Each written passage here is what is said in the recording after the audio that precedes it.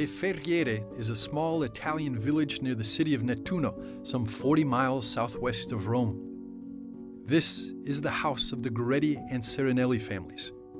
The relationship of young Maria Goretti and Alessandro Serenelli first made this house abandoned and avoided by people, and later it attracted thousands of pilgrims and even renowned guests.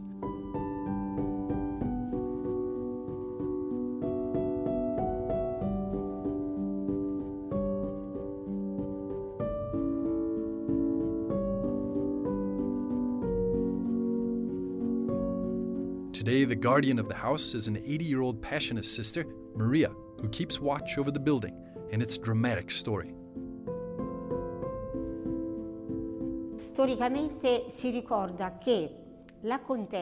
Historically, it is remembered that the very rich countess had a certain tenderness towards the Goretti family, and for this reason, she opened this door, which is the main entrance to welcome the two families. And here, the Gorettis took this side of the house, where we now have made the entrance, and the Serenellis behind me. Noi abbiamo fatto l'ingresso e Serenelli alle mie spalle. Poverty made two families share one roof. Both came here to the Italian west coast in search of a better life. Maria, or as locals tenderly called her, Marietta, was one of 7 Goretti children. The Gorettis lost their father when Marietta was 9. Instead of going to school, she had to carry out their household duties, while her mother Assunta and siblings worked in the fields. The Gorettis' life was hard, but they trusted in God's providence. Assunta, although illiterate, was able to transmit the healthy principles of life.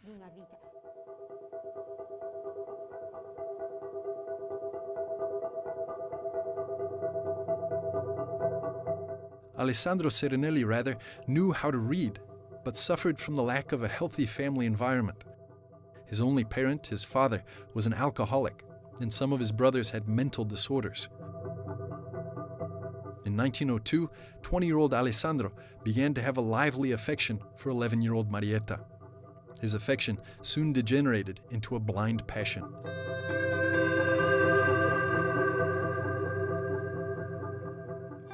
Alessandro. So Alessandro, the first proposals, the second proposals, Marietta, no. She understood what he wanted. Jesus did not want this. She wanted to keep her heart pure. It was 3 p.m. on July the 5th, 1902, when Alessandro executed his plan.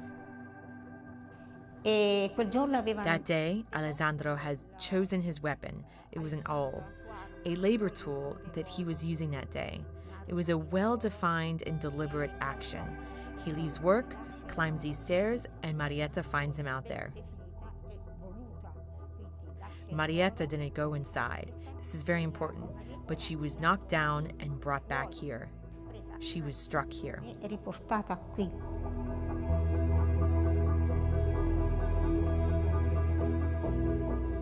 Alessandro stabbed Marietta 14 times and left her here in a pool of blood while hiding in his room. It took 5 hours for a carriage to transfer Marietta to the nearest hospital in Nettuno.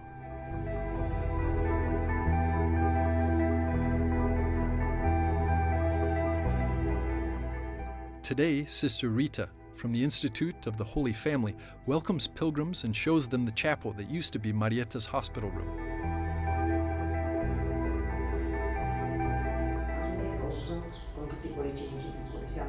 Sister Rita says that this room next door looks exactly like the hospital suite where Marietta underwent a surgery without anesthesia.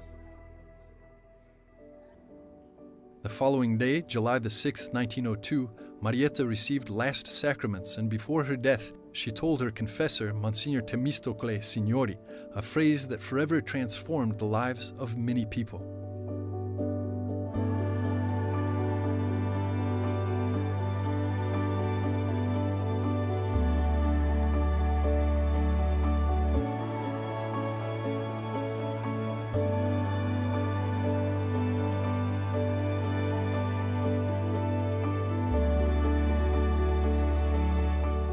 conserviamo tutti i resti mortali. Here we keep all the mortal remains of Saint Maria Goretti.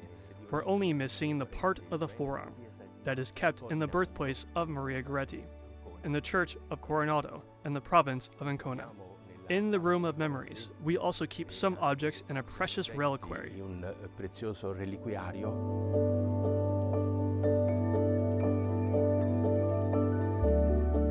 The rector of the Our Lady of Grace's shrine, Father Antonio Coppola, told us what turned a small Italian girl into a saint venerated across the world.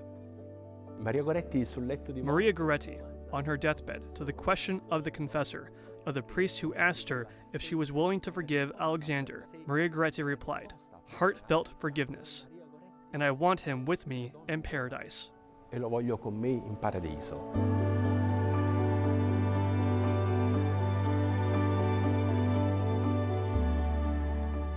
Alessandro was sentenced to 30 years in prison and the first 3 years of absolute isolation.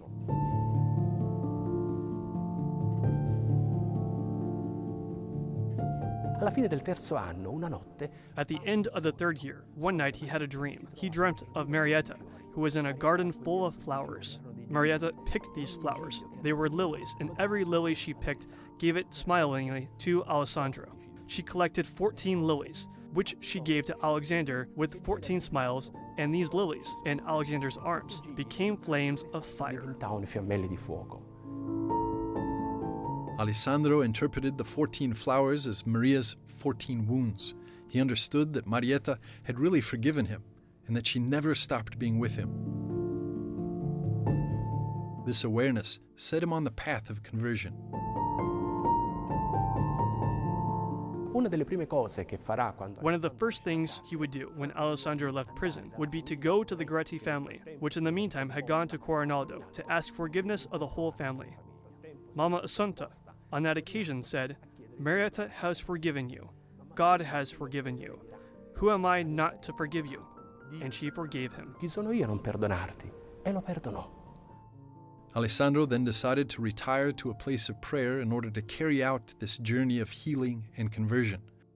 He entered as a lay brother into the Capuchin convent, where he stayed until his death in 1970.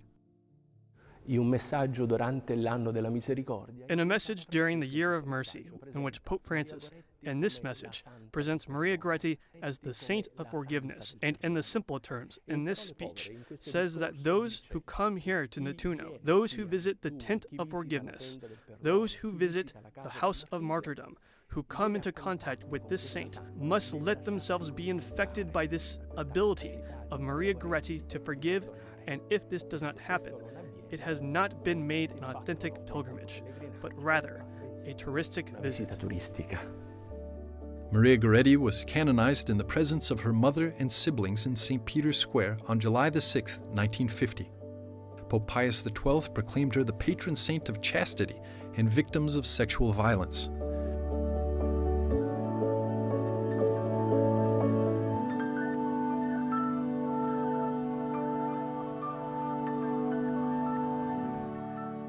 This year, the city of Nettuno is celebrating 90 years since the liberation of Alessandro Serenelli from imprisonment.